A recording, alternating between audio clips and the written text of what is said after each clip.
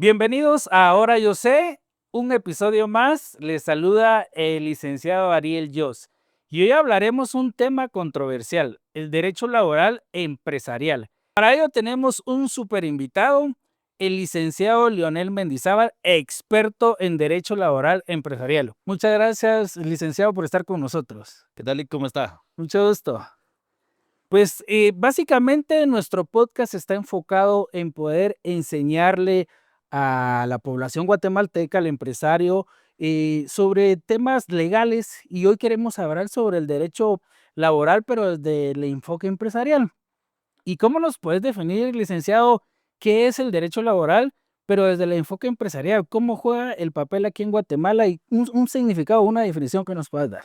Bueno, de entrada debemos entender que en el derecho laboral empresarial es la materia prima que toda empresa tiene. No podemos pensar en una empresa sin trabajadores. Y cuando pensamos en ser empresario, definitivamente pensamos en tener empleados. Y digamos, ese es uno de los factores de riesgo o de contingencia latentes en toda empresa. Entonces, cuando vamos a hablar sobre el derecho laboral empresarial, y vemos que es una contingencia, debemos pensar cómo tratar de contenerla lo más posible. Y obviamente cómo la contenemos haciendo la debida diligencia respectiva. ¿Y eso qué quiere decir? Cumplir las reglas del juego como deben ser para tratar de evitar la mayor cantidad de demandas, porque vamos a entender que, digamos, las reglas del juego del derecho laboral son distintas a las del derecho general. Entendemos que en el derecho general existe aquella frase que se llama pacta sunt servanda, que es que lo que se pacta es ley entre las partes, pero vemos que en el derecho laboral no funciona de esa manera, porque digamos, entre tú y yo podríamos pactar la compraventa de un vehículo fijando el precio que querramos y eso valdría. Pero en el derecho laboral, por ejemplo, no podríamos pactar un salario inferior al mínimo, porque digamos hay leyes que lo restringen y nos van a impedir o prohibir ese tipo de cosas.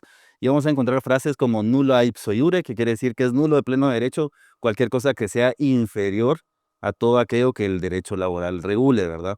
Entonces, cuando entendemos que existen garantías mínimas, que el derecho laboral es tutelar hacia el trabajador y que la carga de la prueba le corresponde al patrono, debemos entender que como empresa y como patrono debemos tener un superorden para poder acreditar cada cosa que vamos a firmar y hacer.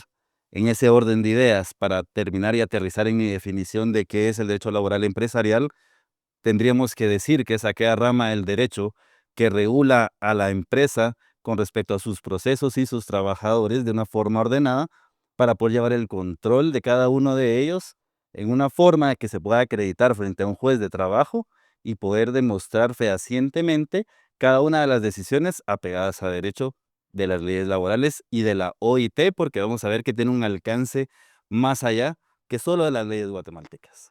Excelente, Lick. De esa cuenta y habiendo dicho eso, podemos entrar a conocer cuáles son las obligaciones de los patronos. Claro, las obligaciones de los patronos de entrada vamos a ver que están en las leyes laborales, ¿verdad?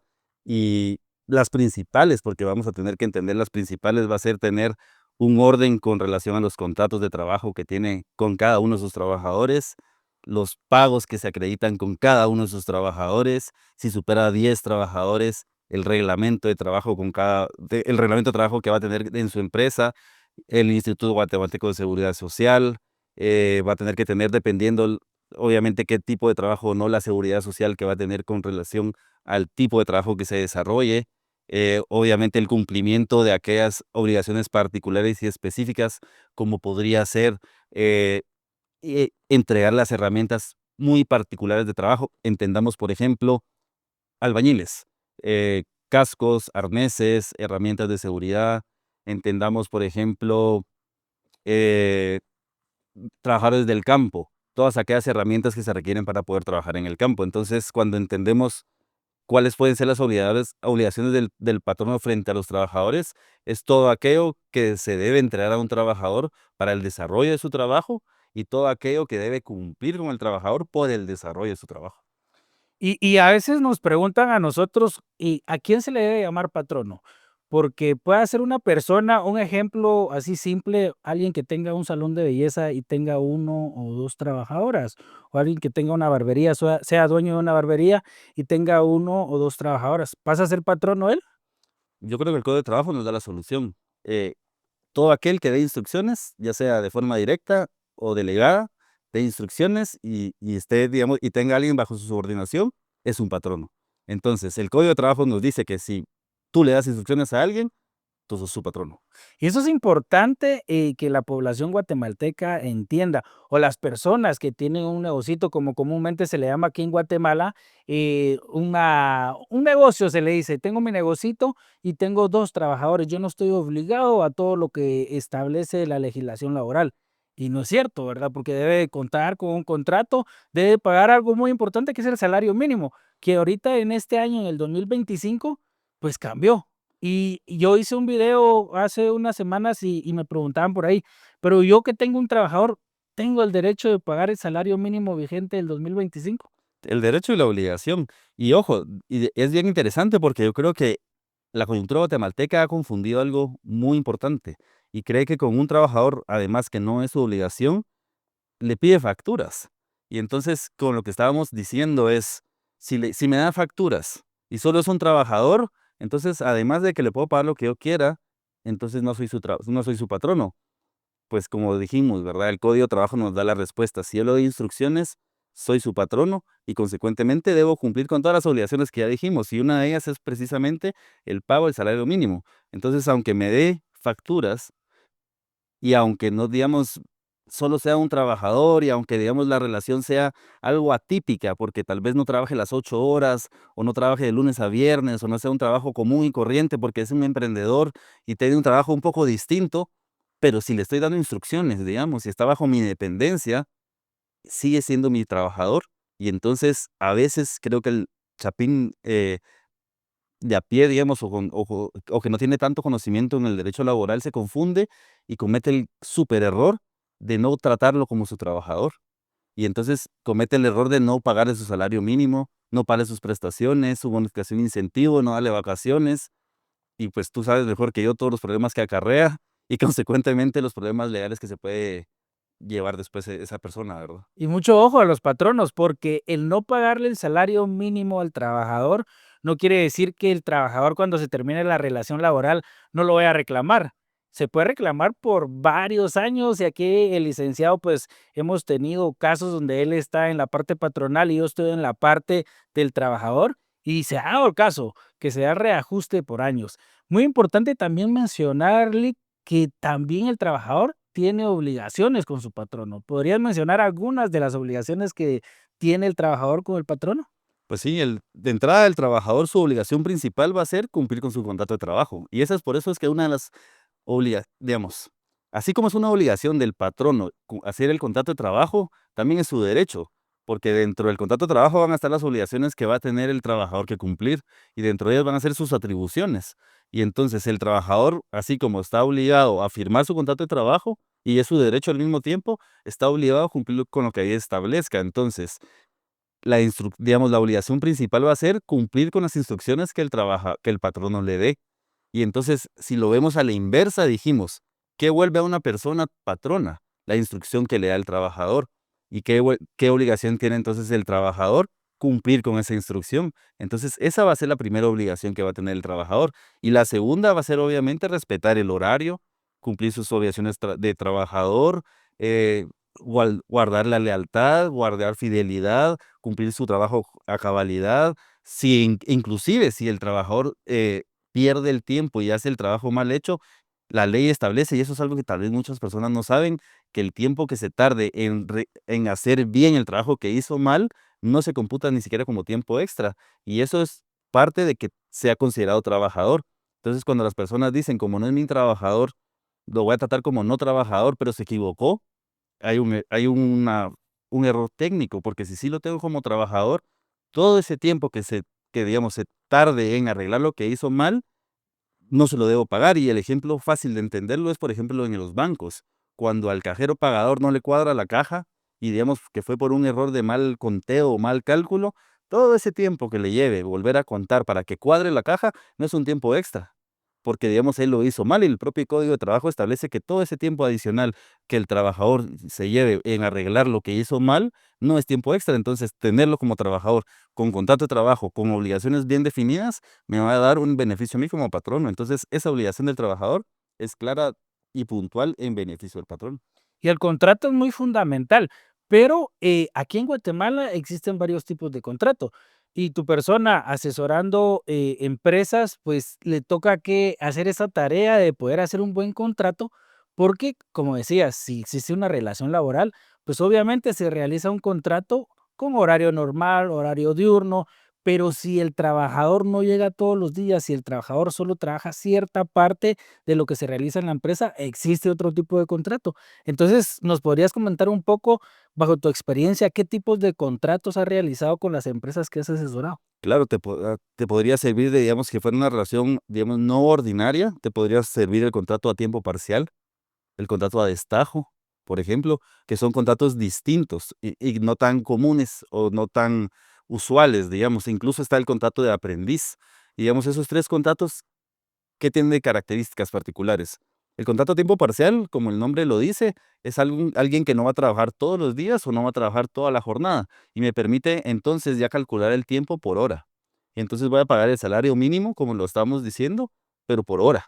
Y entonces ya en lugar de calcular 8 horas diarias, voy a calcular, por ejemplo, 3 horas, porque tal vez no me conviene para un emprendedor, sobre todo, tener a una persona 8 horas todos los días, sino tal vez 3 horas 3 veces a la semana. Y eso me va a permitir hacer que mi negocio crezca de una forma un poco más económica y también permitiéndole a otra persona que trabaje en otro lugar. También está el trabajo a destajo, que digamos se puede utilizar más en la construcción, que es cuando yo contrato a alguna persona para que haga una obra determinada, digamos una pared. Entonces yo lo voy a pagar por la pared realizada. Entonces, cada vez que hace una obra y un trabajo, digamos, determinado, pues se le va a ir pagando por ese trabajo específicamente realizado. Y también es el trabajo de aprendiz que, digamos, se puede dar en empresas como Maquilas, por ejemplo, que cuando una persona no es todavía apta para trabajar o es una persona que ya puede empezar a tener ciertos derechos como 17 años, pero no es capaz absolutamente, pues se le puede dar ese trabajo de aprendiz que va a permitir tener un salario menor al mínimo, pero solo me permite por un corto tiempo y cuando ya esté capacitada completamente, pues ya la puedo contratar a un tiempo normal con un contrato ordinario común y corriente. Excelente. Y ahí, pues, surge una pregunta. Si se dan los contratos de tiempo parcial, de aprendiz y a destajo, ¿tienen derecho los trabajadores o tiene obligación el patrono, en este caso, obligación el patrono, de pagar prestaciones irrenunciables? Entiéndase, de prestaciones irrenunciables, aguinaldo, bono 14 y vacaciones. Claro, en todos los momentos, las irrenunciables, como su nombre lo dice, siempre van a estar de cajón, como diríamos los abogados, ¿verdad? Porque son prestaciones que, digamos, la ley reconoce como derechos mínimos que le corresponden a todo trabajador. Y, digamos, por el principio de igualdad, no puede haber una categoría de trabajadores que no tengan derecho a ellos. Lo que podría ser, digamos, negociable, entre comillas, o va a depender de las circunstancias, creo que es una mejor forma de decirlo, va a ser aquellas prestaciones renunciables como la indemnización. Las irrenunciables, por su definición, son aquellas prestaciones que le corresponden al trabajador, viéndolo desde una óptica tutelar hacia el trabajador. Excelente, Lick. Y hablando de tema de indemnización, si tocamos el tema de la indemnización, pues a veces yo creo que el patrono no comprende que la indemnización se le debe pagar al trabajador cuando él lo despide sin ninguna causa, o sea, sin ninguna causa justa. Él decide despedirlo porque pues ya ve que el trabajador ya no le funciona y ahí es donde debe de pagar, ¿verdad? ¿Estamos bien así? La indemnización, la Constitución y el Código de Trabajo es puntual y dice que corresponde cuando el patrón no logra probar la causa justa del despido. Excelente, Punto. pero en la práctica nos hemos dado cuenta que el trabajador abandona su puesto de trabajo y solicita La la indemnización. indemnización. ¿Qué podrías hablarnos sobre ese tema? Que sea muy común, sea diario. En mi práctica diaria, digamos, con los clientes que tengo, casi que es mi pan de todos los días. ¿Por qué? Tengo empresas que asesoro en donde tienen personal que rota más o menos constantemente, que lo que sucede es de que las personas abandonan su puesto de trabajo precisamente como lo mencionas, se van, no los logramos localizar, obviamente toca sustituirlos y en ese ínterin entre lo que los sustituimos y los encontramos, resulta que nos notifican una demanda. Y en esa demanda existe falsedad en los hechos, en donde él dice que, no dice que abandonaron su trabajo, sino dice que los despedimos de forma verbal, directa e injustificadamente. Y esas tres palabras lo que quiere decir es de que, en teoría, nos presentamos a su lugar de trabajo y les dijimos que los despedíamos sin decirles por qué y que de forma inmediata se retiraran de su puesto de trabajo. Situación que no sucede de esa manera, sino que cuando nos presentamos a su lugar de trabajo, ya no están. Probablemente porque el cliente nos llamó a decir, miren, la persona que tenía que estar en este lugar no se presentó. Mandamos a un supervisor y nos corrobora que en efecto la persona ya no está. Bueno, buscamos la solución, atendemos la crisis, digamos, sustituimos a la persona y cuando tratamos de buscarlo, ¿por qué? Porque la ley, o bueno, más que la ley, la Corte de Constitucionalidad ha dicho lo siguiente: para que podamos nosotros computar que una persona haya abandonado su puesto de trabajo, tenemos que tratar de buscarlo para intimarlo a regresar a su puesto de trabajo. ¿Qué quiero decir en español con esas frases? Que para que yo pueda asegurar que una persona abandonó su trabajo, antes lo tuve que ir a buscar y preguntarle por qué se fue. Y después decirle que debería regresar y él me tendría que decir que no tiene ganas de regresar. En palabras al buen Chapín. ¿Por qué? Creo que en la vida real lo que sucedió alguna vez fue que el patrón abusó de algunas figuras y dijo, el trabajador abandonó y entonces abusaron de esa figura y decían que como había abandono de trabajo y esa es una causal para terminar sin responsabilidad patronal, así se lavaban las manos los patronos. La Corte, buscando proteger al trabajador, porque como dijimos que habían principios tutelares hacia el trabajador, y eso quiere decir que el trabajador, al ser mm, menos o más indefenso que que el patrono, buscó compensar esa desigualdad y dijo, le voy a dar la carga de la prueba al patrono y le voy a, digamos, cargar esa responsabilidad de demostrar que él efectivamente abandonó, y entonces ahora le voy a cargar la obligación de que fehacientemente se constituya el lugar donde él vive para acreditarme de que le dijo personalmente de que por qué no se presentó, y si él no me logra acreditar ese hecho, no le puedo creer de que de que él abandonó. Entonces, cuando en la práctica real me sucede esa situación, lo que tratamos de hacer nosotros es lo siguiente: nos sustituimos al lugar, verificamos que la persona no está, levantamos un acta notarial de que en efecto la persona no estaba en su puesto de trabajo el día que nos lo reportó el cliente a la hora que tenía que estar trabajando. Luego revisamos su solicitud de empleo para determinar cuál es la dirección en donde debería estar viviendo. Nos dirigimos hacia esa dirección con un supervisor del área dependiendo de donde se haya suscitado el hecho. Estando en ese lugar, tomamos fotografías de la casa o de la vivienda o el apartamento o el cuarto, dependiendo de las circunstancias. Tocamos el timbre, normalmente sale o la persona, la esposa, la conviviente o el dueño de la casa, lo que fuera. Preguntamos por la persona y tratamos de ir con un notario para documentar a través de un acta notarial dicha situación, tratando de apoyarnos a través de métodos científicos como video, fotografías o audio, de que a la persona se le está buscando y documentando a través del audio o video de que se le está invitando a regresar a sus labores.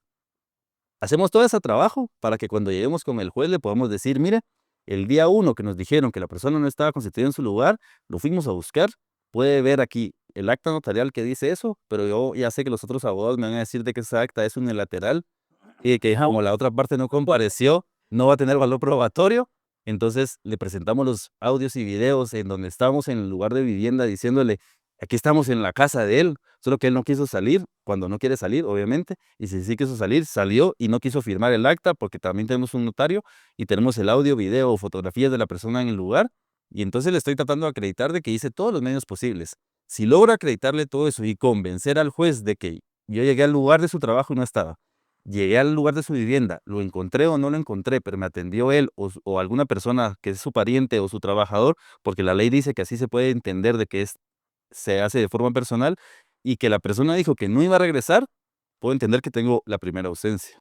La ley laboral entonces dice que cuando hay dos ausencias consecutivas dentro de un mes se entiende por abandono, repito el procedimiento al día siguiente y de esos 2 días mando un aviso al Ministerio de Trabajo diciéndole: la persona no se presentó el día uno y el día 2, si ustedes quieren llegar a verificar como entidad administrativa ad hoc al lugar de los hechos para que ustedes verifiquen que no se les están violando sus derechos.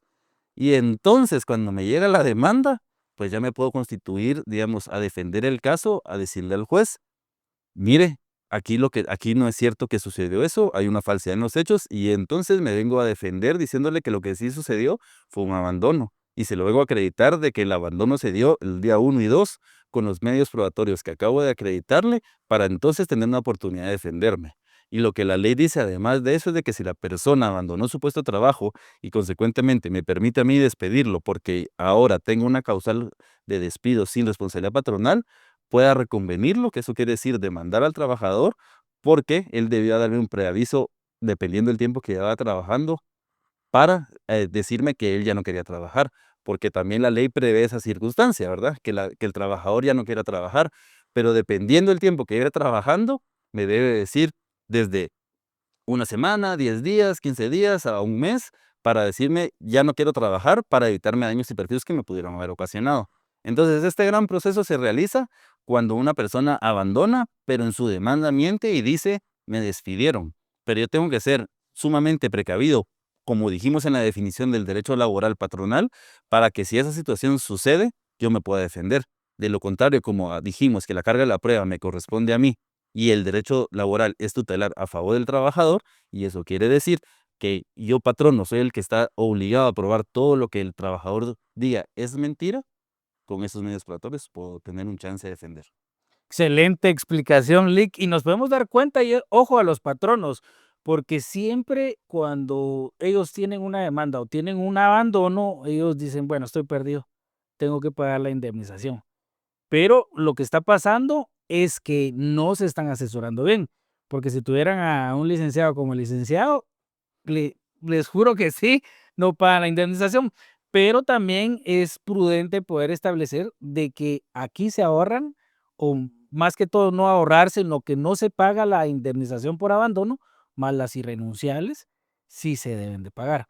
Hablando del tema del despido, en este caso, pues sería un abandono, el caso que nos explicaste, Lick. Pero, ¿qué pasa si realmente el patrono ya no quiere al trabajador? ¿Qué debe de hacer, en palabras simples, el patrono cuando ya hay trabajadores que son muy conflictivos, hay trabajadores que ya no aportan e incluso pues ya no rinden en su trabajo? ¿Qué debe de hacer un patrono en ese caso? Sencillo, el patrono tiene su derecho absoluto de poder despedir a cualquier trabajador que él desee, simplemente de comunicarle por escrito que ya no desea que continúe trabajando a partir de tal día, para que el trabajador, si así lo desea, tenga dos opciones: cobrar su indemnización o emplazarlo para que le paguen su indemnización. Si el patrono no quiere, digamos, incurrir en una demanda laboral, lo que debe hacer es, al momento de darle su carta de despido, darle también su cheque de pago de irrenunciables y de indemnización, si no hay una causa justa de despido, ¿verdad? Si existiera una causa justa de despido, pues obviamente hace en la redacción de esa carta de despido el motivo por el cual, con todos los medios probatorios que él considere que tiene, para que también el trabajador pueda defenderse si así lo considera. Y si no, pues obviamente aceptar el despido respectivo. Pero puntualmente a tu pregunta, ¿qué debe hacer el patrono? Darle su carta de despido, indicando el motivo por el cual, y pagar de entrada sus prestaciones irrenunciables.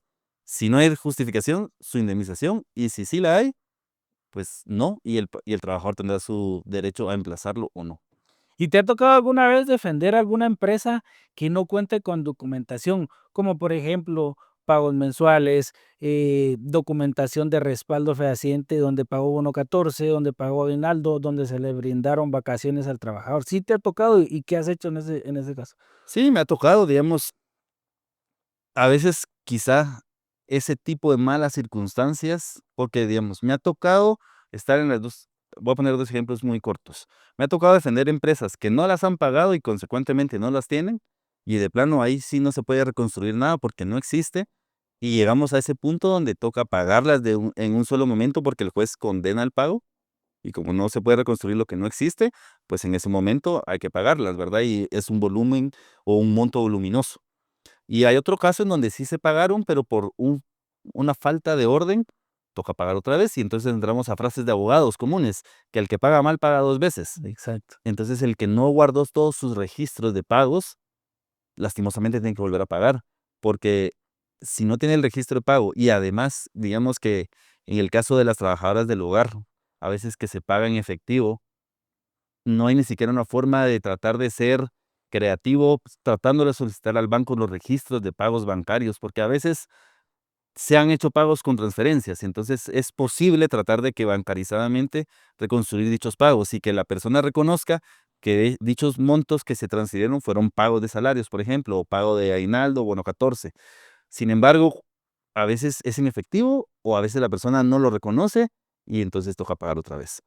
¿Qué puedo hacer en esos casos? Nada. Porque, digamos, por eso es que al principio dijimos en la definición que es el proceso ordenado que todo patrono debe seguir. Porque la falta de esas boletas de pago solo son atribuibles al patrono. Entonces, el no tenerlas lo pone en una posición desventajosa que le corresponde otra vez realizar los pagos si no se pudiera hacer, salvo que la buena voluntad del trabajador mediara. Pero en la situación que tú me lo pones es que el trabajador lo está volviendo a reclamar. Entonces, probablemente no existe una buena voluntad, porque si lo está volviendo a reclamar, es que probablemente está diciendo que nunca se lo pagó, ¿verdad? Y ojo, acá tal vez me gustaría que les dieras a los que están viendo y tienen trabajadores un consejo, porque es importante cumplir con toda la legislación, o sea, con todo lo que requiere ser un patrono, porque es importante. Bueno, primero por lo que acabamos de mencionar, ¿verdad? El que paga mal paga dos veces. Entonces, el no cumplir con todas las obligaciones laborales patronales que existen implica ser desordenado. Y ese desorden implica pago otra vez al trabajador o pago a la entidad administrativa. Ojo con eso. Actualmente el Ministerio de Trabajo está súper pendiente y detrás de las empresas. Y eso quiere decir que está revisando constantemente todas aquellas obligaciones patronales, que son muchas. Porque además de tener el contrato de trabajo, en los casos que corresponde al reglamento interior de trabajo, también hay que dar un informe anual del patrono. Hay que tener también pendiente los pagos del Instituto Guatemalteco de Seguridad Social, que ahora con uno hay que tener también a la persona inscrita en el ICS. Six. Y eso ahora es una complicación, ¿verdad? Porque, digamos, antes pensábamos que con una persona no era obligatorio, entonces podíamos tener hasta dos personas sin ser obligatorio, entonces nos desentendíamos de esa parte, pero hoy por hoy es una obligación y el no tenerlo puede existir un cobro inclusive retroactivo por el tiempo que la persona esté trabajando y eso se certifica en el Instituto Guatemalteco de Seguridad Social y el Instituto Guatemalteco de Seguridad Social X puede venir a cobrar el tiempo que no se le ha pagado porque se le ha defraudado, ¿verdad? Entonces, cuando la persona no es ordenada con sus obligaciones patronales, le puede implicar no solo que le tenga que volver a pagar a su trabajador, sino que entre en instituciones como Ministerio de Trabajo e Instituto Guatemalteco de Seguridad Social a cobrar las multas que pudieran corresponder y el Instituto Guatemalteco de Seguridad Social a cobrar las cuotas que le pudieran corresponder también. Entonces, esa es la parte que creo que es más importante. Y algo que es muy importante también mencionar es que es un beneficio también para el trabajador que goce del ICS. Claro. Porque el patrono, pues, se desliga de cualquier accidente que le ocurra, ya sea en sus labores o fuera de sus labores. Y me gustaría que nos explicaras qué sucede si la empresa no cumple con toda esa documentación. ¿Ellos tienen alguna multa de parte de alguna institución o qué sucede? Aparte de que si se enfrenta a un juicio, pues obviamente no va a poder demostrar la documentación y va a tener que pagar doble. Aparte de eso, si hay alguna institución que imponga multas a las empresas por no contar con todo lo reglado en Guatemala. Sí, mira, lo que es más común es de que, digamos, el trabajador de a pie, antes de ir a una demanda laboral, lo primero que realiza es ir al Ministerio de Trabajo. Entonces, cuando va al Ministerio de Trabajo, que le realizan su cálculo, activa la entidad administrativa, que de entrada debería estar obligada a hacer una investigación por la denuncia que puso este trabajador, obligándole o requiriéndole al patrono que enseñe toda la fomentación que está obligado a tener. Y la parte curiosa es de que aunque se pusiera de acuerdo y se arreglara con el trabajador, sigue estando obligado a cumplir con todas las prevenciones que le haga la entidad administrativa, entiéndase, la Inspección General de Trabajo. ¿Qué quiero decir? No importa que ya se haya arreglado con el trabajador y que se hayan puesto de acuerdo y que se hayan vuelto a contentar. Tiene que ir al Ministerio de Trabajo y llevar todo. Si no lo lleva, empiezan multas desde un salario mínimo en adelante. Y ojo, el salario mínimo estamos alrededor de 4,000 quetzales. O sea, la multa mínima van a ser 4,000 quetzales, que no tiene sentido pagarla, cuando, digamos, el problema pudo haber sido algún malentendido con el trabajador. Y digamos, ¿qué quiero decir con eso? No tiene sentido haberla pagado porque un se pudo haber seguido la idea de diligencia y llevar todos sus papeles en orden. Y los papeles al final del día no son tantos. ¿Qué quiero decir? Contrato de trabajo otra vez, pagos en orden, entiéndase su libro de salario, pago de aguinaldo, pago de bono 14, pago de bonificación e incentivo, en los casos que corresponda al reglamento interior de trabajo, etcétera, etcétera, etcétera. Pero cuando no cumplimos eso, el Ministerio de Trabajo, a través de la Inspección General del Trabajo, en efecto, pone sanciones. Esas sanciones, en efecto, pueden recurrirse. Quiere decir que todavía hay una oportunidad de defenderse y demostrar que no son ciertas. Pero si no se cumplieron con las obligaciones patronales que se tenían, pues definitivamente se van a perder. Y entonces va a haber un gasto legal y además la multa. Y entonces va a tener un doble gasto el patrono que le va a implicar un monto significativo de dinero que tal vez se pudo haber ahorrado. Entonces, lo que yo trato de decir siempre es: desperdiciar el dinero por falta de orden no tiene mucho sentido. Es mejor, en todo caso, pagarle a un abogado por ordenar la casa que pagar a un abogado por tratar de salvar la casa, ¿verdad? Entonces, sí existe una institución que tiene la fuerza coercitiva, que quiere decir que puede demandarnos si nosotros no le pagamos después de que nos puso la multa, y vamos a tener entonces ya no solo una demanda del trabajador, perdón, sino también podríamos tener una demanda del Ministerio de Trabajo. Y si no le pagamos al Instituto Guatemalteco Social, también nos podría demandar el ICS. Entonces, si lo vemos desde esa perspectiva, ser patrono irresponsable tiene muchas contingencias alrededor, ¿verdad? Que podría ser mi trabajador, podría ser el Ministerio de Trabajo, podría ser el Instituto Guatemalteco de Seguridad Social, que todos esos tres los evitamos solo con orden. Claro, claro, y también trabajar, más que todo cuando hablamos de esto, es trabajar en la prevención, para ya cuando llega el momento de la corrección, pues estar preparados y poder corregir de manera inmediata. ¿Qué consejo le podrías dar a los emprendedores? Pues obviamente cuando hablamos de emprendedores es una persona que está haciendo algo nuevo, pero necesita el recurso de tener trabajadores, de tener gente que les ayude. Pero ¿qué consejo les puedes dar para que no les suceda nada de lo que estamos hablando? Mira, yo soy muy creyente y entre más avanzo en la vida, lo ratifico de que zapatero es su zapato. Entonces yo creo que un emprendedor es bueno en lo que está emprendiendo y consecuentemente de lo que debe hacer es contratar a un abogado, definitivamente.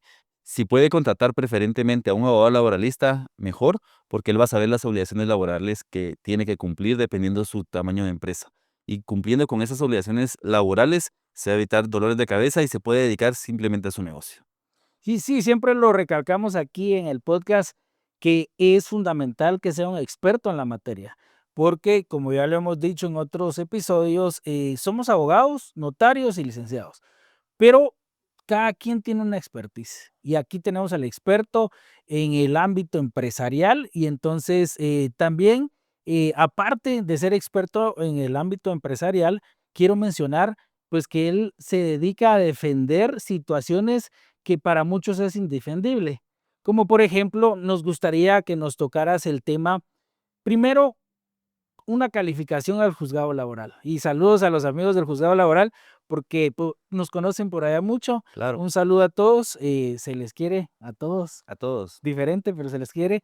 Pero eh, por ahí te vimos en un video teniendo un incidente con un juez por una situación de un mandato. Nos gustaría que explicaras eso, porque también las personas que te siguen en tu TikTok, en tus redes sociales, pues quisieran saber, al final, a veces solo veo una parte uno en el TikTok, porque realmente pues es bueno grabar solo cortos y no tan largos. Claro, Entonces, pero no saben bien la historia. ¿Nos podrías comentar sobre ese tema? claro, mira, digamos, esas son puntualidades que existen ya dentro de la materia legal, ¿verdad? Como te dije, yo asesoro empresas y dentro de la forma de asesorarlas, pues existen herramientas, ¿verdad? Dentro de las herramientas están los mandatos y los mandatos que se le entregan a los abogados están los mandatos judiciales, que es la herramienta que la ley del organismo judicial otorga a un abogado para que pueda comparecer a juicios, ¿verdad? Y el mandato al final es un poder, ¿verdad? Que es conocido un poco más internacionalmente y por eso es que se llama en otros países apoderado, ¿verdad? Aquí nosotros decimos mandatario, Notario. pero digamos, es más común decirle apoderado, que no es nada más que aquella autorización que se le da a una persona para que lo represente en determinada circunstancia. Y en nuestro caso, como abogados, nos dicen mandato judicial para que vaya a cuestiones judiciales. Punto. Ahora bien, el Código de Comercio de Guatemala dice que también existen mandatos generales y especiales que se le puede entregar a cualquier persona para que haga cuestiones, digamos, mercantiles. Eso dice específicamente el Código de Comercio. Y que ese tipo de mandatos, como son para cuestiones mercantiles y de la empresa, se deben registrar obviamente en el registro mercantil, porque ahí puntualmente se registra todos los actos de comerciantes, ¿verdad? Entonces lo interesante de eso es que obviamente existe un registro general mercantil para que se entienda que lleva un orden de actos de comercio. Y aparte existe el Archivo General de Protocolos, en donde se registran los poderes judiciales para que llevemos un orden de todos los actos judiciales, de poderes, ¿verdad? Cuando llego a este juzgado de trabajo con mi poder judicial o mi mandato judicial, resulta que me impiden el acceso, porque dicen que mi mandato no está suficientemente acreditado o registrado en el registro mercantil, lo cual sorprende, porque digamos, no es algo nuevo, ni siquiera lo que se está, o sea, esa actitud que asume el juez es un poco sorprendente, ¿verdad? Porque digamos, desde 1990, la Corte de Constitucionalidad ha emitido fallos que ha dicho que el mandato judicial no tiene nada que ver con el registro mercantil, porque de entrada el Código de Comercio, en sus primeros artículos, dice que los profesionales están excluidos del comercio. Sí. Entiéndase que los abogados y notarios no somos parte del Código de Comercio. Es más, si tú o yo quisiéramos hacer una sociedad de abogados, no podríamos, porque está excluida. Podemos hacer una sociedad civil de abogados, pero no una sociedad anónima de abogados, porque están excluidas. O sea, no podemos prestar nuestros servicios profesionales a través de una sociedad mercantil. Dicho eso, como primer punto, yo como abogado no puedo registrar nada de lo que yo haga en el código, en el registro mercantil, número uno.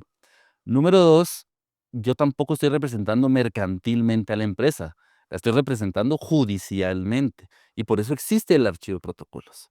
Entonces, cuando yo llego a ese juzgado de trabajo con mi mandato judicial inscrito en el archivo de protocolos y me dicen, fíjese que le falta el registro mercantil, y yo trato de hacer valer lo que la Corte de Constitucionalidad ha establecido de que estos puntos básicamente me dicen, pero mi criterio es que no, que la Corte está mal. O sea, yo trato de regresar un poquito a las leyes constitucionales en donde la ley de amparo dice que todos los jueces están obligados a cumplir con la jurisprudencia de Guatemala, es decir, lo que las Cortes han dicho.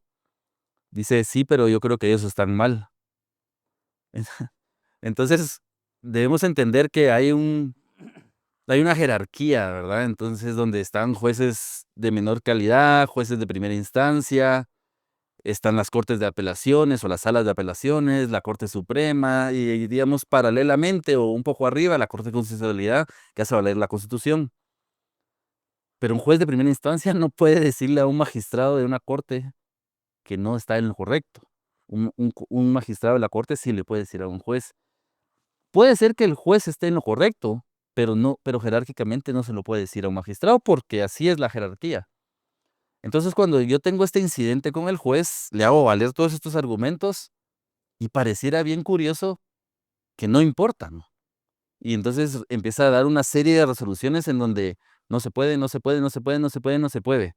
Entonces, yo soy muy de la teoría y lo he tratado de hacer en mi oficina y empoderar a mis abogados en el sentido de que abogado es no solo el que sabe las leyes, sino también el que sabe interpretar el papel de abogado y el que aboga por. Entonces, nosotros, cumpliendo nuestro papel de abogado, pues defendimos a nuestro cliente, ahí sí que como dirían, hasta con las uñas. Entonces, planteando un sinfín de recursos, llegamos hasta los amparos, hemos ganado 5 seguidos, de hecho, solo yo.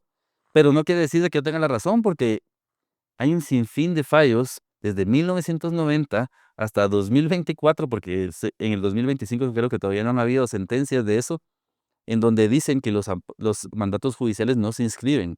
Entonces, dicho eso, con ese juez en específico, que también le tengo mucho aprecio y respeto, y le deseo mucha suerte ahorita, eh, trato de hacerle valer todos esos argumentos y simplemente igual sigue rechazando el mandato, diciendo de que para criterio de él sí es necesario que inscriba en el registro mercantil.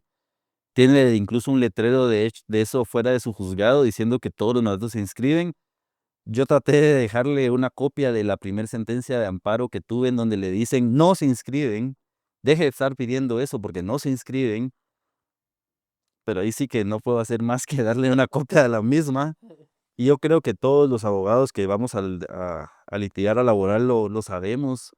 Eh, Tengo muchos amigos jueces que lo he conversado con ellos y se lo han dicho. Tengo muchos amigos magistrados que también lo he conversado con ellos y se lo han dicho. Pero digamos, la historia se resume en que hay una diferencia de criterios, en donde yo creo que mi criterio es el acertado, pues se replica y se repite con la opinión jurisprudencial. Pero digamos, para eso está el debido proceso, ¿verdad? En donde yo he logrado demostrar, gracias a Dios, que tengo la razón, en donde, en efecto, ningún mandato judicial se debe registrar en el registro mercantil y, consecuentemente, cada vez que cualquier juez solicite que se inscriba un mandato en el registro mercantil, está equivocado. Sí, no te dieron la participación al final, para que nos vayan entendiendo, no te dieron la participación en la audiencia, ¿verdad? No me dieron la Y participación. debido a eso, pues tuviste que plantear un montón de recursos, llevarte un gran proceso para hacer entender al juez de que sí te tuvo que haber dado participación. Y regresamos el proceso al día uno, al día cero, Exacto, en donde el que perdió al final fue el trabajador, porque, digamos, por la le dieron una tardanza. sentencia, o sea, condenaron a mi cliente y el trabajador aparentemente ganó. 2 años después, regresamos a ese día cero, donde se anuló todo lo actuado para empezar otra vez de cero. Eso es lo que es más triste, porque, digamos, como dijimos al principio, el derecho del trabajo es tutelar al trabajador, es decir, beneficia al trabajador, pero en este caso, yo no lo quiero llamar capricho, pero, digamos, ese criterio perjudicó al trabajador, porque algo que además se pudo haber conciliado, no se concilió. Y, digamos, lo que sucedió en el 2022, en el 2024 regresó, o sea, lo que en el 2024 una sentencia que dijo: "Regrésese al 2022". Entonces, el trabajador, 2 años como que no pasaron por gusto, y regresamos a ese punto cero, en donde, como el juez además había emitido una sentencia, y las cortes han dicho que cuando emiten una sentencia se entiende que ya opinó, ya no puede volver a conocer. Entonces, tuvo que cambiar de juez, y en todo ese cambio se volvió a perder tiempo. Y el trabajador sigue como en el 2022, solo que estamos en el 2025.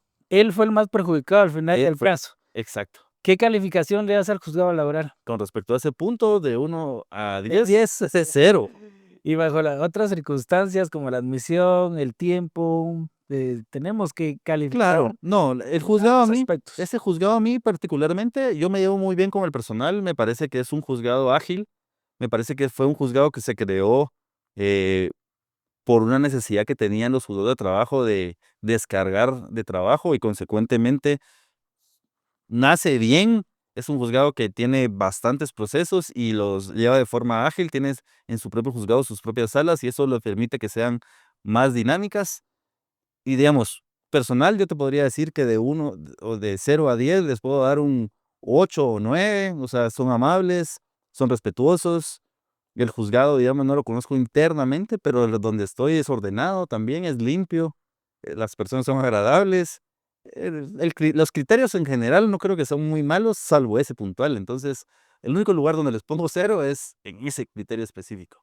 Excelente, Lick. También te vimos en un caso bien controversial.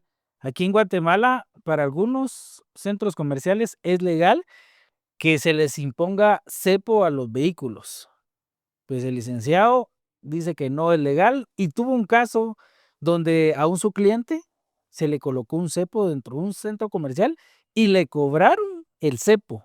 O sea, para quitarle el cepo, como que fuera de Metra, le cobraron para que él pudiera llevarse su vehículo. Sin embargo, acudieron a la asesoría del LIC y él les va a contar la historia. Pues en muy pocas palabras, sucede que viene la persona, se parquea dentro del centro comercial, el centro comercial aduce que se parqueó mal, pone un cepo particular o privado, digámoslo así, por parte del propio centro comercial, le dice que tiene que pagarlo y si no, no se puede quitar y además solo se puede pagar en efectivo. Bueno, ok, se paga el efectivo, quitan el cepo y se puede retirar. El centro comercial aduce de que hay muchas personas que es un parqueo gratuito y que entonces hay muchas personas que abusan y que entonces les toca tomar esas medidas de hecho. y que además, por ser propiedad privada, esté en el derecho absoluto de hacerlo. Larga historia corta, pues nos empezamos a defender. Primero, ese centro comercial, los parqueos son tándem, y eso quiere decir de que se parquea un carro detrás del otro. Hacemos una primera consulta ante la Municipalidad de Guatemala, nos tienen autorizado a hacer ese tipo de parqueos. Como dato para el público, solo los edificios de apartamentos tienen autorizado parqueos en tándem, porque por medidas de seguridad no se permite. Un centro comercial, obviamente, a la hora de un incendio, terremoto o cualquier siniestro, si los parqueos fueran tándem, sería un caos, ¿verdad? El carro que está enfrente tendría que salir y no podría si el de atrás no se quita. Entonces, por seguridad no se permite. Ese centro comercial lo tiene así. Debería la municipalidad tomar cartas en el asunto.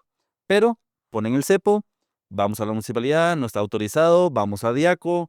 Diaco viene y ojo con lo siguiente, porque sea gratuito no le quita su calidad de proveedor ni a mi cliente de usuario. Que ahora ya no son gratis. No sé si sea gratis, No es gratis. pero digamos, hay servicios gratuitos que siguen siendo usuarios, porque lo que pasa es que en el centro comercial es un establecimiento abierto al público, y entonces sigue siendo un establecimiento comercial, y eso es lo que lo vuelve consumidor y usuario, y proveedor. Entonces, ¿qué sucede? Empezamos a llevar la dinámica del proceso y nos percatamos de que existen derechos violados y principales constitucionales, como el derecho a la propiedad. Si bien es cierto, estamos dentro de una propiedad privada, como mencioné, es una propiedad privada abierta al público de uso comercial. Entonces las reglas son un poco distintas, porque, por ejemplo, en tu casa tú puedes decidir perfectamente qué pasa, porque es tu propiedad privada de uso privado. Pero si es una propiedad privada abierta al público, las reglas cambian un poco, porque entonces tú dejaste que la gente entre abiertamente y entonces no puedes tomar unas decisiones como las de tu casa. O sea, no puedes salir, por ejemplo, vestido como quieras. No puedes tampoco dejar cualquier cosa ahí y después alegar de que nadie la puede tocar, porque digamos es un establecimiento abierto al público. Entonces, cuando dejas que se vuelva un parqueo público, aunque sea gratuito, porque hay centros comerciales, y luego parquean un carro, y tú pones un cepo, estás atentando contra esa propiedad privada. Y ojo, también se ha dicho doctrinalmente de que aunque sea gratuito, no es gratuito porque esa cuota se diluye entre el arrendamiento de todos los arrendantes que existen dentro del centro comercial. Entonces, hay doctrinalmente una serie de figuras ahí. Pero ¿qué logramos hacer? Demostrar de que ninguna persona puede además colocar un cepo si no está autorizada por la autoridad correspondiente. Y la única autoridad correspondiente que tiene autorizado colocar cepos es la autoridad de tránsito. Y en la ciudad de Guatemala, la única autoridad autorizada para colocar cepos es Emetra. Y ahora las reglas, inclusive de los cepos, cambiaron un poquito con las reformas que se le hicieron a la ley eh, de tránsito. Entonces, en ese caso específicamente, logramos demostrar primero, porque obviamente cuando me llama mi cliente, me pusieron un cepo, mira las fotos, tomamos las fotos, tomamos video de cuando sacamos el dinero desde el cajero, llevamos el dinero, se lo entregamos a la señorita que además no nos dio una factura, cometiendo una violación a las leyes tributarias del país. Quitaron el cepo, tomamos video de eso, no existe una rotulación o documentación donde diga que no se puede parquear de tal forma o de tal forma. Otra violación porque no hay a los derechos del consumidor, porque no hay una forma o una información clara, veraz y oportuna de cómo se utilizan las cosas. Y además hay una vedación a tu libre locomoción cuando te ponen un cepo a tu propiedad privada, que es tu vehículo. Entonces logramos demostrar de que eso consecuentemente es una violación, que entonces Diaco viene y pone una multa, apoyados además de los derechos humanos, porque se está violentando también derechos inherentes a la persona humana. ¿Qué logramos ahí? Demostrar de que ningún centro comercial te puede poner un cepo. Ahora, ¿qué también logramos descubrir? Porque digamos en el derecho es como las ciencias, prueba y error. Entonces te das cuenta que aunque tengas la razón, en la vida real tener la razón a veces no es suficiente. Porque digamos en la mecánica existente en la vida real es cuando tú me dices, quiero que me pusieron un cepo, quiero que ganes, ok, ¿tienes tiempo para quedarte sin carro un tiempo o no? Porque la mecánica es la que se complica, ¿verdad? Entonces yo creo que de ahí se aprovechan los centros comerciales. Tenemos centros comerciales más grandes que dicen, bueno, haga todo lo que tenga que hacer legalmente y cuando usted me gane yo se lo quito y pago la multa. Pero mientras tanto, no tiene carro, ¿verdad? Entonces, en ese caso específicamente, tuvimos la razón, nos apoyaron las instituciones que participaron, fue la Municipalidad de Guatemala, la Diaco, Derechos Humanos, y logramos demostrar que en las tres teníamos la razón, que el centro comercial no podía imponer la multa. Los mismos del centro comercial se disculparon, se dieron cuenta que tenían razón, el abogado de la contraparte, que también es un abogado laboralista que le tengo mucho cariño y respeto, creo que se terminó dando cuenta. Después de eso nos hicimos amigos,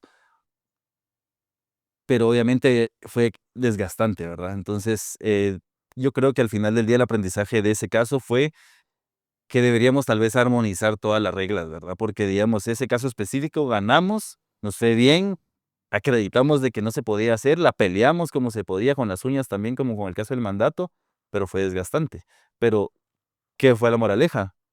Hay que pelearlas, aunque no tengan la razón. Solo que hay que saber que las consecuencias pueden ser un poco largas y cansadas, pero ahí que nos sirvió bastante, los medios también. Claro, claro. Y tocamos este tipo de casos que ha tenido Lick, porque para que se den cuenta de que él, pues, asesora la parte, patronal o empresarial, pero también cuando es de velar por los derechos de alguien, también lo hace. Entonces, tocaste un tema muy importante que, pues, toda la gente, quisiera saber, que es el tema de la Diaco. Pues, la Diaco es una institución que prácticamente vela porque las empresas cumplan con toda la normativa, cumplan con el tema de precios, ofertas, y realmente eso tiene que tener mucho cuidado alguien que tenga una empresa, porque si no, puede cometer muchos errores o también puede tener denuncias ante la DIACO. Nos gustaría que nos platicaras sobre el tema de la DIACO en las empresas, qué experiencias has tenido y si has tenido algún caso, por ahí te escuché un caso muy reciente, si lo querés comentar, pues Claro. aquí sería pues excelente que nos contaras, ¿verdad? Ponte, hablando de ese tema, justamente yo como me dedico a las empresas, te pongo 3 ejemplos donde las empresas pierden su dinero: laboral, impuestos y diaco, o entiéndase consumidor. ¿Qué quiere decir eso? En esos 3 ejemplos o en esos 3 supuestos, vas a darte cuenta que en lo laboral, el ser desordenado y tener la carga de la prueba en tu contra, si no la llevas, pagas mal, pagas 2 veces. En los impuestos, pues no hay mucho que explicar. Si no tienes una mala planificación tributaria, vas a pagar más de lo que debes pagar. Y en el tema de la DIACO, vas a darte cuenta que llevas mal tu derecho del consumidor, te va a castigar fuertemente con tus compradores, con tus clientes. Entonces la DIACO al final del día creo que es como un ente regulador que lo que trata de hacer es al final del día conciliar y mediar cómo te ves frente a tus consumidores o tu público. Recientemente, precisamente como lo dices, tengo un caso personal en donde justamente fui a una tienda o a un restaurante famoso a tratar de canjear un cupón. En ese caso específicamente, pues obviamente tengo una aplicación de cupones, trato de hacer el canje de uno en donde claramente dice válido en todos los restaurantes. Entonces yo creo que como abogados nos vamos a la literalidad del cupón, ¿verdad? Entonces dice todos los restaurantes. Pues me presento al que yo quiera, ¿no? Porque todos es todos, ¿no? Llego, quiero cambiar esto. Me dicen, no, aquí no se puede. Pues todos es todos, ¿no? Entonces, abajo dice condiciones de uso. Pues está bien, va. Como buen abogado, dijo, tengo que leer, va. Démosle las condiciones de uso. Y dice, se excluye un restaurante, pero no era en el que yo estaba. Entonces dije, bueno, ese no aplica, ¿verdad? Entonces, en esa exclusión, trato de irme otra vez a enseñarle a la señorita, este no está excluido. Y me dice, claro, pero aquí no lo tenemos y no se lo vamos a cambiar. Entonces ahí vamos a ver de que hay una primera violación. ¿Y a qué voy con eso? Que hay un primer malestar en un cliente, un consumidor, que en este caso fui yo, pero pudiste haber sido tú, pudo haber sido Juan, pudo ser Pedro, pudo ser María, quien sea. Entonces, vengo y le solicito el libro de la DIACO. Y aquí les voy a dar una mini clase del derecho al consumidor. El libro de la DIACO, que tiene que estar a la vista, sirve para que tú pongas tu queja. Y tiene unos apartados de poner teléfono, correo y dirección. Ese libro de la Diaco no es un libro de recuerdos, no es un libro de bodas en donde tú pones un recuerdito de ahí para ver cuándo. Ese libro de la Diaco, su finalidad que tiene es para que el proveedor, pues obviamente tiene un acercamiento directo con su cliente. Y cuando sabe que alguien se quejó, lo pueda regresar a leer tal vez al final de la tarde, cuando tenga un momento libre, al cierre de caja, lo que fuera, y diga, ah, bueno, el Ariel, ¿qué le pasó? Llamémoslo y tratemos de conciliar, porque obviamente yo lo que no quiero es que mi clientela se enoje conmigo y veamos qué le pasó y tal vez me disculpo, tal vez busco una mediación, una conciliación o algo. Esa es la finalidad del libro, ¿verdad? Entonces tú pones ahí tu queja, cuál crees que puede ser la solución y tus datos. Y entonces se ponen de acuerdo y después hay un apartado que dice solución y entonces ya pone, ¿verdad? Se llena. No sucedió. Entonces, como no sucedió, la DIACO lo que dice es de que también te permite poner una queja por escrito, que también la puedes poner virtual, existe a través de la página, pero yo lo hice por escrito porque como soy abogado, se me facilita, ¿verdad?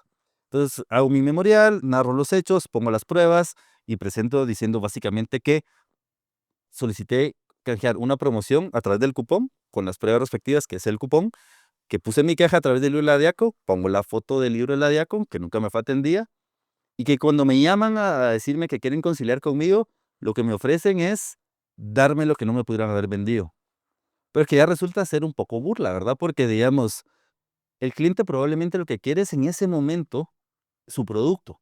¿Qué es lo que normalmente nos pasa? Entonces, cuando tú tienes como hambre o sed, pues tú quieres en ese momento tu bebida, tu comida o algo, pero 10 días después te molesta, inclusive cuando ya tuviste que hacer tu demanda por escrito o acudir al órgano para hacer valer tus derechos, porque para eso existe el libro de la DIACO, que es lo que te decía. Si ellos abordan en ese momento tu queja, tal vez no pasa más. Pero cuando pasa mucho tiempo y tú tienes que hacer más acciones o más cosas para poder hacer valer tus derechos, que te digan, te doy lo que no te di en su momento, ofende, ¿no? Entonces, pues va, no pasa nada, vamos a la audiencia respectiva y en la audiencia respectiva, pues obviamente lo que se solicita es las disculpas del caso y vienen y ofrecen un monto resarcitorio. En el monto resarcitorio dicen, ok, perfecto, ¿qué es lo que ustedes, con qué se siente satisfecho? Entonces, ok, por lo menos el tiempo que le invertí esto como abogado. Obviamente, pues ya se habían invertido tal vez 3 o 4 horas de abogado, que yo le digo, ok, veamos lo que el arancel de abogados dice. Por algo de valor indeterminado, dice que son de 500 quetzales a 15,000 quetzales, como genuinamente no era por el dinero, sino era por hacer valer los derechos. Y eso es una parte bien importante, porque en este caso específicamente no se trataba de dinero, sino se trataba de educación del consumidor, en donde tal vez el mensaje es, Guatemala está como está porque nos dejamos. Y si alguien debería perder en el precio del consumo, siempre debe ser el proveedor y nunca el consumidor, porque al final todos somos consumidores, incluso los mismos del restaurante son consumidores en otro lugar. Entonces, dicho eso, digo yo, ok, lo que sea, 1,000 quetzales, perfecto, 1,000 quetzales, pero en producto, perfecto, no hay ningún problema. Y cuando los van a entregar, me dicen, se los entregamos, pero con una condición. Ok, pero si la conciliación que ya firmamos dentro de la DIACO era ¿cómo se llama? Sin condiciones, y usted ahorita me está entregando lo que habíamos acordado condicionado, entonces ya no me entregué nada. Entonces, tal vez vamos a hacer una segunda temporada y te contaré la conclusión, pero hoy por hoy estamos a la espera de la segunda audiencia, en donde el departamento jurídico va a evaluar en efecto qué sucedió, porque llegamos a un acuerdo conciliatorio que no se cumplió. Si fuera el derecho laboral, yo tendría un título ejecutivo, por medio del cual podría ejecutar lo que acordamos. Como estamos en la etapa administrativa dentro de la DIACO, no se puede.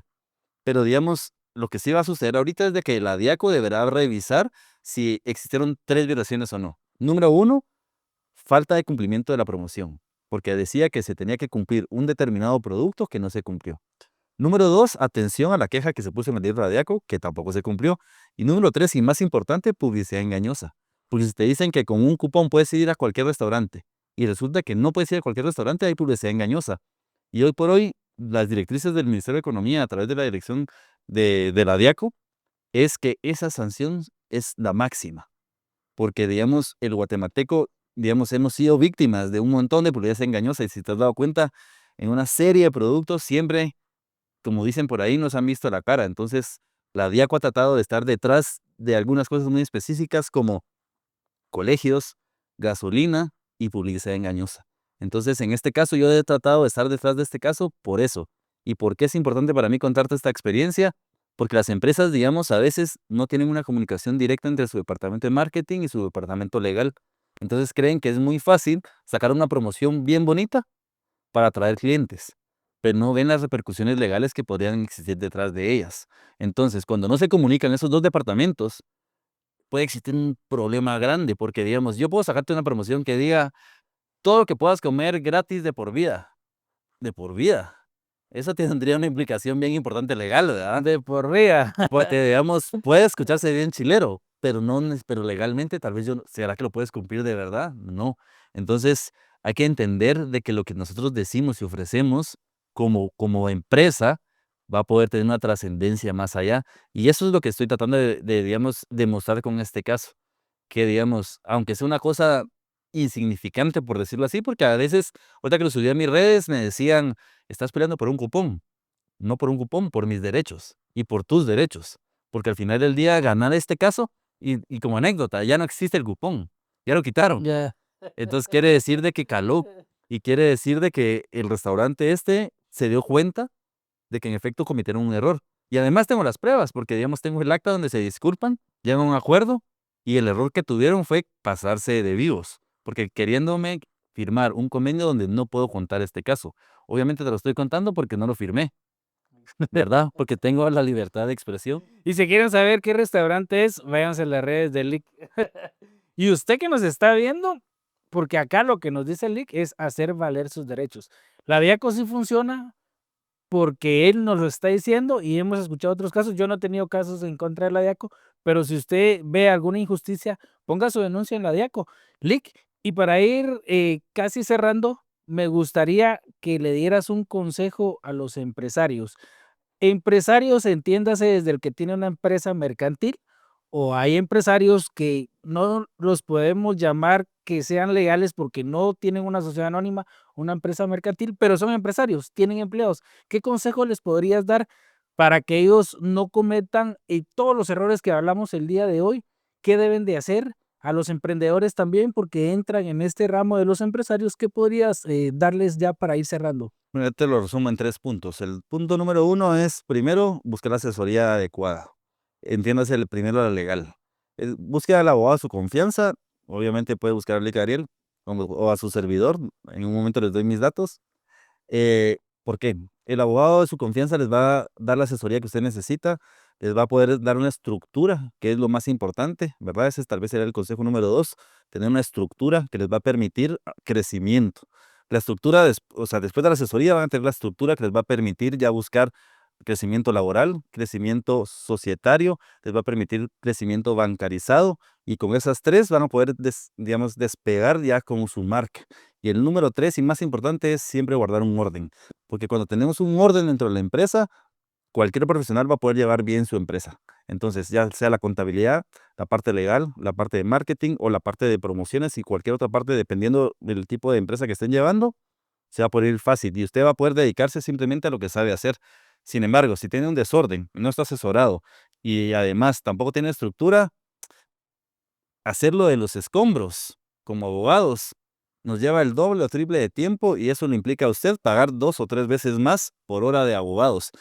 No hace sentido pagar más lo que puede pagar menos. Entonces, ser ordenado, con un abogado de su confianza y teniendo estructura, seguramente se va a dedicar a lo que sabe hacer y lo va a hacer mejor. Excelente, Lick. ¿Y nos podrías dar el nombre de tus redes, tu número de teléfono, por si alguien te quiere contactar, que esté planeando realizar una empresa, constituir una empresa y quiera empezar con el pie derecho haciendo todo lo que nos dijiste?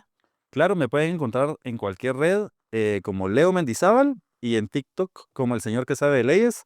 Y también me pueden escribir directamente al teléfono 4218-8613 y con mucho gusto los podemos atender. ¿Algo más que quisieras agregar, Lick?